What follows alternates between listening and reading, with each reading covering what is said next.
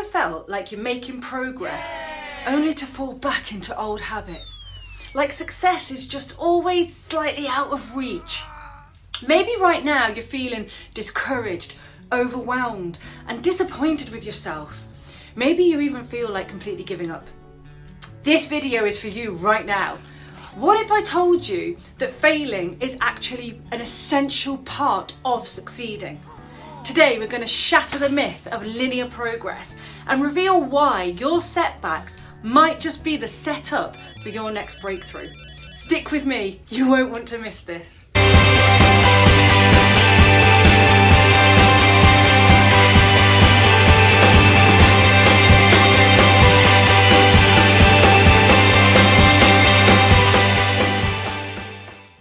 The Valley of Disappointment.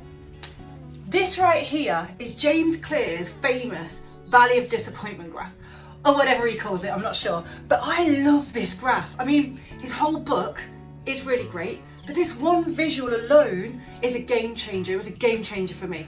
It shows how growth is not the straight line that we expect it to be. It starts slow for quite a while, feeling like nothing is happening. And this is where most people quit. But not only does the graph show how slow the initial stages of growth are, it also demonstrates what James Clear refers to as the compound effect of small, consistent improvements. You see, tiny, consistent improvements compound over time, just like financial savings do. Hold on though. What is compound interest? Haha, watch this.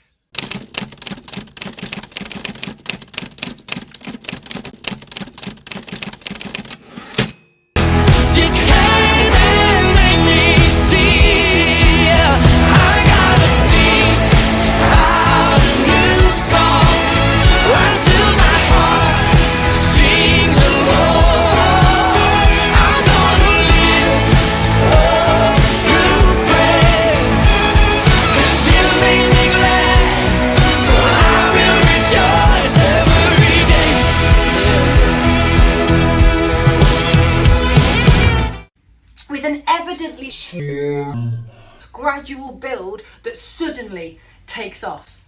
But I want to take this further. Growth isn't just a slow thing. Real progress looks more like this.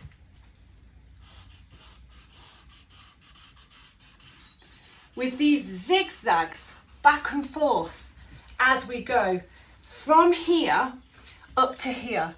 It's not just that the progress is slower than we think at first, it's that it's also zigzagged. When we expect perfection, we all do this. We expect ourselves to grow in this perfect upward line.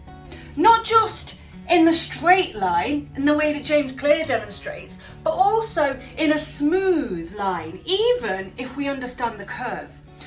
Like we set a goal like eating healthier, and then one tough day and we find ourselves halfway through a giant bag of Doritos thinking, well, I failed now, might as well eat rubbish until I'm sick.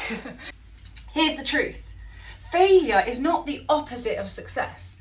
It's part of success if we let it be. The necessary backstep zig. What if some of our backsteps are actually necessary? What if they're part of the process? What if our zig is needed and required for the next zag? Think about it. Sometimes the very moment we think we're regressing, we're actually being set up for a breakthrough. That moment of realization and discomfort in this backwards zig is what pushes us forward into the next zag. You know, after Monet's failed suicide attempt, he lived another 58 years, in which time he got married, had kids, and produced his finest work. What's failure at its worst? I've heard countless people lament, I can't even succeed at ending my own life. I even said that myself once. And yet, that failure too can be a launching pad for success. One of many on the curve of growth. Mistaking the chapter for the whole book. We tend to judge people based on a snapshot in time. We see someone fail and we think that's who they are forever. But people are stories, not snapshots. No one chapter of a book tells the whole story, and everything can change in a chapter. I was recently reminded of how frustrated my granddad used to be that I had zero interest in health and diet and nutrition and food. He tried to pass on his wisdom, but I literally didn't care what I ate, as long as it tasted good to me. So no matter how hard he tried and how much he cared, he couldn't want the change for me. And I wasn't bothered to change anything. Looking back, I know that in the end he assumed I would never change in this way. To his mind, if his influence and efforts hadn't worked, and I didn't even care about it, and him having witnessed my childhood years, my teenage years, my young adult years of unhealthy, mindless diet, it was reasonable for him to resign to the conclusion that I'd stay that way. I think he thought he'd failed to influence me for a better way with food and diet.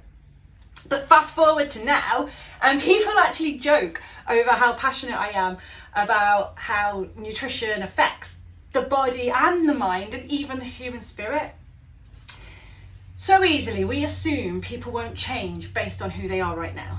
But the truth is, we don't see the full picture. As the Bible puts it, here on earth, we see imperfectly, as if through a glass darkly, a blurred image. We easily think someone's current state is set, even if they're in a zig point and they're due a zag.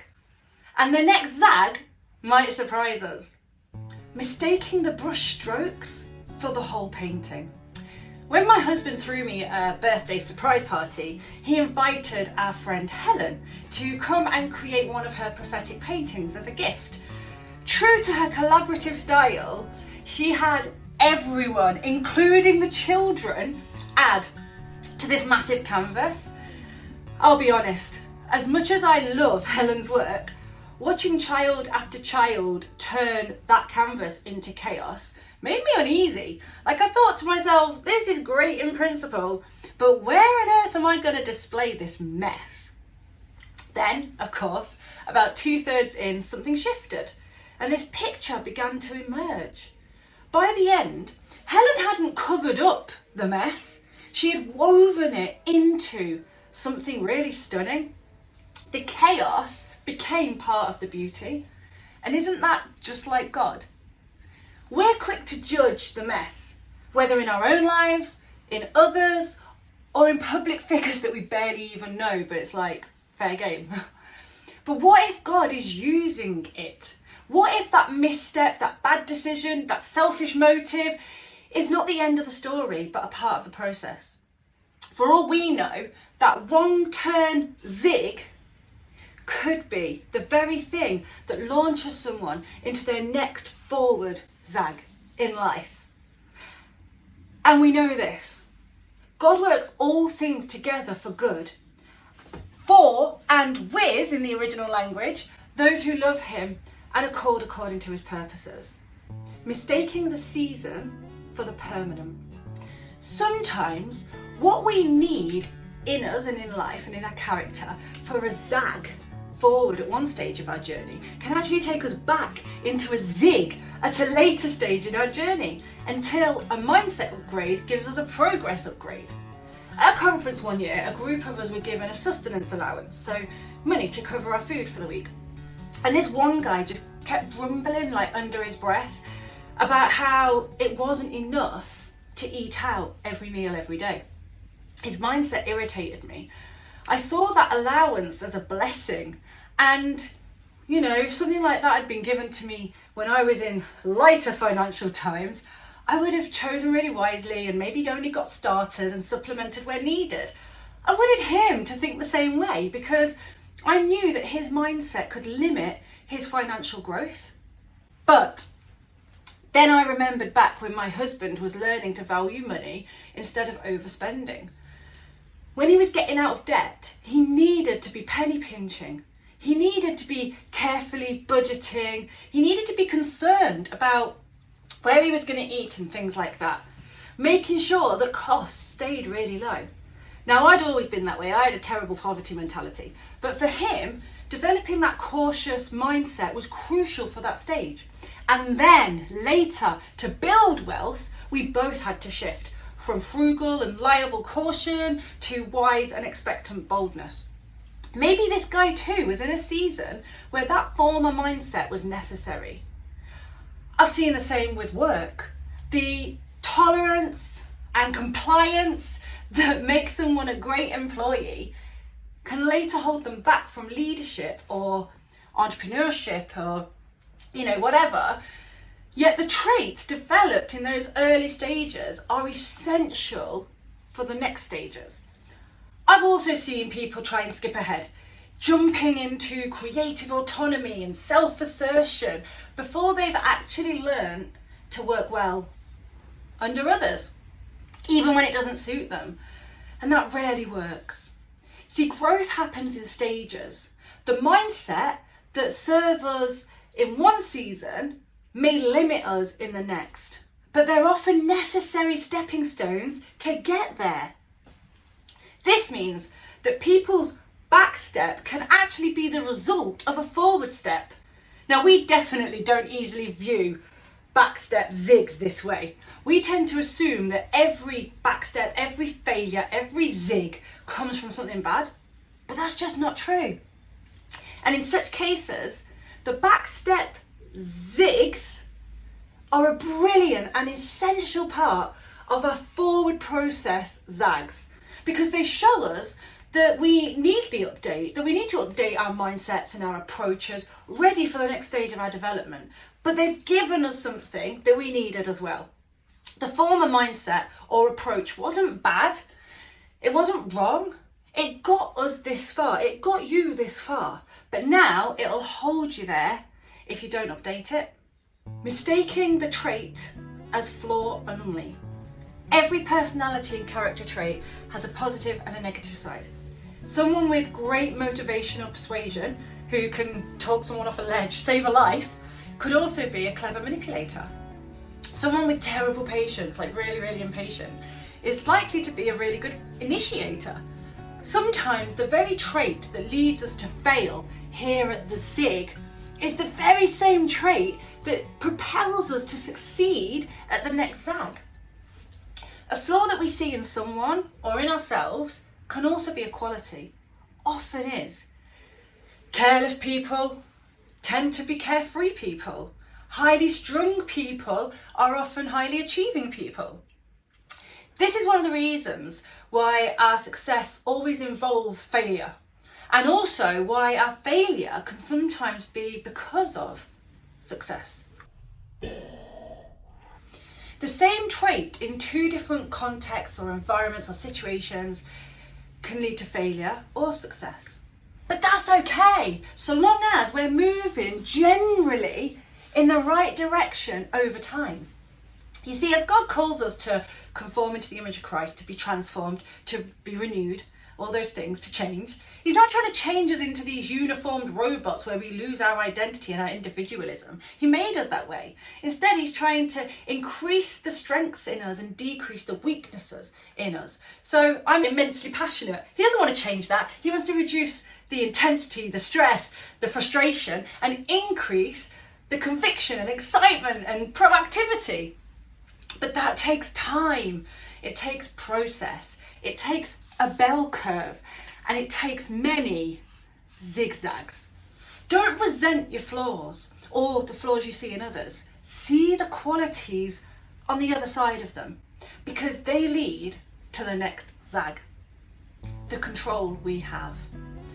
But let's face it, not all people all the time are on this trajectory up. Some people do regress. And failures sometimes are part of a downward, backward decline over time. Sometimes the zigzag is this, not this.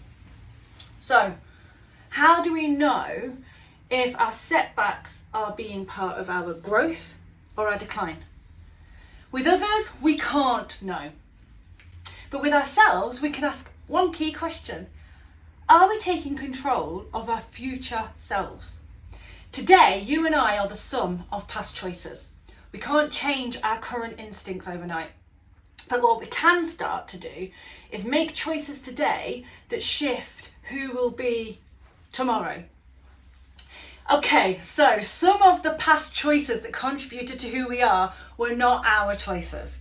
They were the choices of others that other people made when we were too young to make our own, or sometimes when our own was taken from us. But now we are adults and we're in a day when we have choices, and we can't blame or rely on other people's choices anymore. We now have the power and responsibility to choose who we are going to become, which is brilliant. You are in control of your future self. That's your power. Learning this was the starting point for me of this progress. Every small decision, every time you fail, reflect, learn, try again, moves the needle that little bit. How much control do we really have? We tend to assume more control over now than is realistic, while assuming less control over tomorrow than is possible. We can all wonder why she won't just read that book that could solve her problem. The answers are right in there, why won't she read it? Or how he could procrastinate again after all the trouble it caused last time he procrastinated. Or we demand he just needs to stop flirting. Or she just needs to control her temper already. Or we painfully ask ourselves, why on earth can't I just stop messing up? But in reality, we have limited control over our current selves. Sometimes we can no less self-sabotage or rely on a dysfunctional coping mechanism than we can keep from yelling when we stand on a plug prong way up, or yawning because someone else yawned. But we have an astonishing amount of control over our future selves.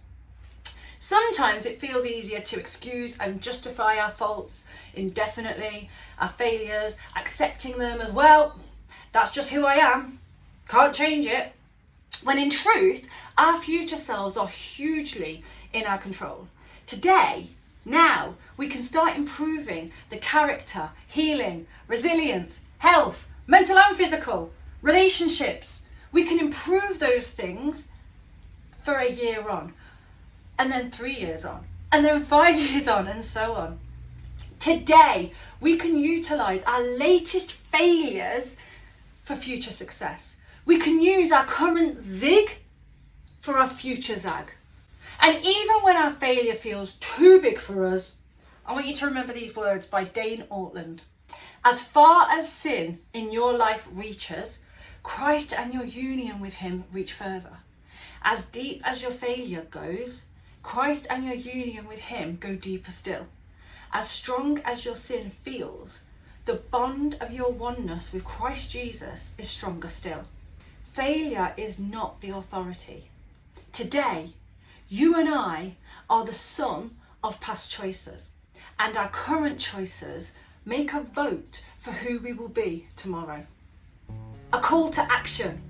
So, next time you witness error or flaws or mistakes or bad attitudes in others, remember they might be on a backstep in their overall progress. And next time you fail, don't give up. Don't be discouraged. Reframe it. Ask yourself, what can I learn from this? How can this setback be part of my progress? Because failure is guaranteed. It's unavoidable and it's essential. But we get to choose how we frame it and how we use it and what kind of trajectory it becomes part of in our lives. If this resonated with you, make sure to like, comment and subscribe for more content that helps us grow. Share this with anyone needing right now help to reframe their failures and their zigs. And remember, your failures aren't the end. They can be just another step forward in the grand scheme of things.